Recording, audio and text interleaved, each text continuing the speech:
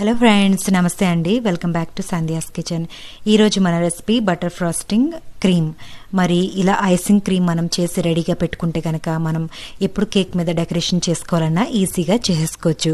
ఈ క్రీమ్ అయితే చాలా పర్ఫెక్ట్గా ఉంటుంది, మెల్ట్ అయిపోవడం అలాంటిది ఏది కూడా ఉండదు. మరి తక్కువ ఇంగ్రీడియంట్స్తో మనం ఈజీగా ఈ బటర్ ఫ్రాస్టింగ్ క్రీమ్ని ఇంట్లో ఎలా చేసుకోవాలో చూసేద్దాం. దానికి కావాల్సిన ఇంగ్రీడియంట్స్ అన్నీ కూడా ఒకసారి నోట్ చేసి పెట్టుకోండి. ఇక్కడ వైట్ చాక్లెట్ యూస్ చేస్తున్నాను, దాన్ని ఇలా చాప్ చేసుకుని పెట్టుకోవాలి. ఇప్పుడు డబుల్ బాయిలర్ మెథడ్లో ఈ చాక్లెట్ని మనం మెల్ట్ చేసుకోవాలి. మరి నేనైతే కెటిల్ యూస్ చేస్తున్నాను. అందులో కొద్దిగా వాటర్ వేసుకుని అందులో ఫిట్ అయ్యే గిన్నె పెట్టుకుని మనం చాప్ చేసి పెట్టుకున్న చాక్లెట్ని వేసుకోవాలి. దీన్ని మెల్ట్ చేసుకోవాలి. మరి ఒకసారి మనకి చాక్లెట్ అంతా మెల్ట్ అయిపోయిన తర్వాత హీట్ నుంచి రిమూవ్ చేసి దాన్ని పక్కన పెట్టుకోవాలి. ఇప్పుడు ఒక బౌల్ తీసుకుని అందులో అమూల్ సాల్టెడ్ బటర్ యూస్ చేస్తున్నానండి. ఇక్కడ నేను అది వేసుకోవాలి 100 గ్రామ్స్. ఇది కంపల్సరీ రూమ్ టెంపరేచర్లో మాత్రమే ఉండాలి. ఫ్రిడ్జ్లోంచి మీరు తీసి అప్పటికప్పుడు చేయడానికి ఇది అవ్వదు.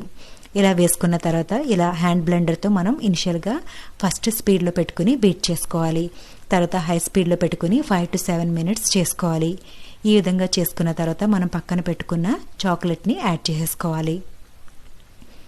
ఈ చాక్లెట్ని కూడా మనం వేసుకున్న తర్వాత మరొక 5 to 7 minutes మనం బీట్ చేస్తే ఉంటే కనుక లైట్ క్రీమిష్ కలర్లో మనకి వస్తుంది, ఫ్లఫీగా వస్తుంది. అప్పటి వరకు మనం దీన్ని చేసుకోవాలి. ఈ విధంగా అన్ని సైడ్స్ నుంచి కూడా మనం లాగుతూ మనం చేసుకోవాలి. తర్వాత ఇందులో మనం కొద్దిగా ఫుడ్ కలర్ యాడ్ చేస్తున్నామండి, పింక్ కలర్. అది 1 లేదా 2 drops వేసుకుంటే సరిపోతుంది. తర్వాత అన్ని సైడ్స్ నుంచి కూడా క్రీమ్ని మనం లాక్కుని మధ్యలో పెట్టుకుని మళ్ళీ దీన్ని 5 to 7 minutes హై స్పీడ్లో పెట్టుకుని బీట్ చేసుకోవాలి. ఆ విధంగా మనం చేసుకుంటే కనుక మనకి క్రీమ్ అంతా కూడా చాలా లైట్ ఫ్లఫీగా అయిపోతుంది.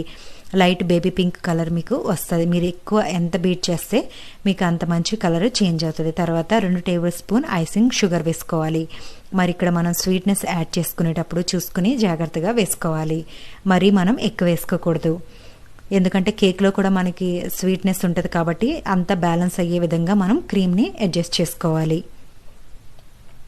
ఇలా దీన్ని బీట్ చేసుకున్న తర్వాత ఇందులో మనం కొద్దిగా మిల్క్ యాడ్ చేసుకోవాలి. మరి ఇవన్నీ కూడా రూమ్ టెంపరేచర్లోనే మనకి ఉండాలి. ఇలా 2 tablespoons మిల్క్ తీసుకుని యాడ్ చేసుకోవాలి. చేసుకుని మరొక 2-3 నిమిషాలు మనం దీన్ని బీట్ చేసుకుంటే అంతే అండి, మనకి ఐసింగ్ క్రీమ్ రెడీ అయిపోతుంది.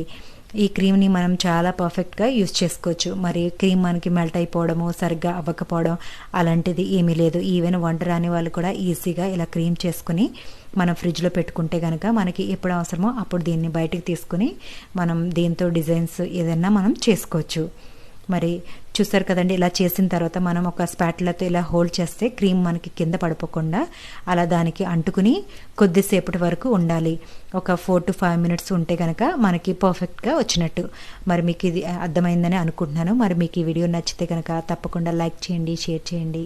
కొత్తగా చూసే వాళ్ళైతే సబ్స్క్రైబ్ చేసుకోవడం మర్చిపోకండి. Thank you for watching.